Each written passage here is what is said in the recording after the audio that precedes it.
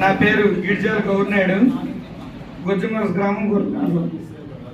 నేను 2008లో second grade టీచర్గా select అయ్యానండి.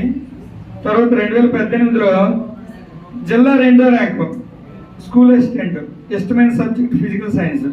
కానీ ఉద్యోగం రాలే, అంటే పోస్ట్ చాలా తక్కువ. 2వ వాడిని, కానీ ఉద్యోగం రాలేదు.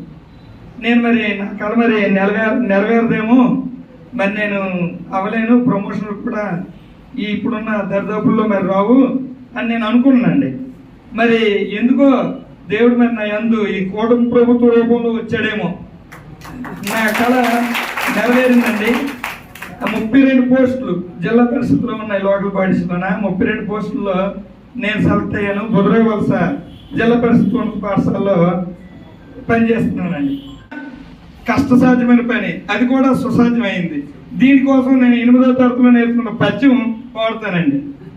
ఆరంభింపరు నీచ మానవులు విఘ్నాయాస సంప్రస్తులై, ఆరంభించి పరిస్థితింతురు విఘ్నాయాతులై మధ్యములు ధీరులు విఘ్నహేన్య మాన్యులగుచు ప్రారంభములు ఉజ్జగింపరు సుమి ప్రజ్ఞానిధులు కావునన్.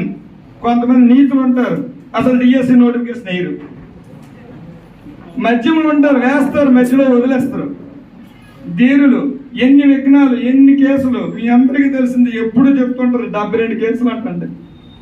అయినప్పటికీ ఏం చేశారు, విజయాన్ని సాధించి మా అందరికీ పోస్టింగ్ ఆర్డర్స్ ఇచ్చి మమ్మల్ని బడిలో పెట్టారు.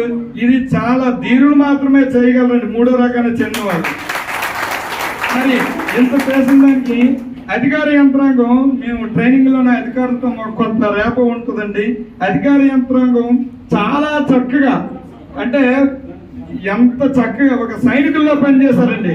ఫ్రమ్ ఎంఈఓ గారి దగ్గర నుంచి సెక్రటరీ గారి దగ్గర వరకు అందరూ కూడా ప్రతి ఒక్కరు ఈ డిఎస్సిని మాత్రం చాలా పకడ్బందీగా ప్రెస్టేజ్ గా తీసుకుని, వాళ్ళు కూడా నిద్రాహారాలు లేకుండా, వాళ్ళు కూడా ఎవరు ఏ టైం ఇప్పుడు ఎక్కడ ఉంటారో కూడా తెలియకుండా ఈ 16,000 మంది జీవితాల్లో వెలుగులు నింపేందుకు సహకరించినటువంటి అధికార యంత్రాంగానికి, అలాగే మన నారా లోకేష్ గారికి, ప్రభుత్వ పెద్దలకి, అందరికీ కూడాను మా 3 తరాలు కూడా ఎల్లవేళ మా రుణాన్ని మీకు ఇస్తామని కోరుకుంటూ సెలవు తీసుకుంటున్నానండి.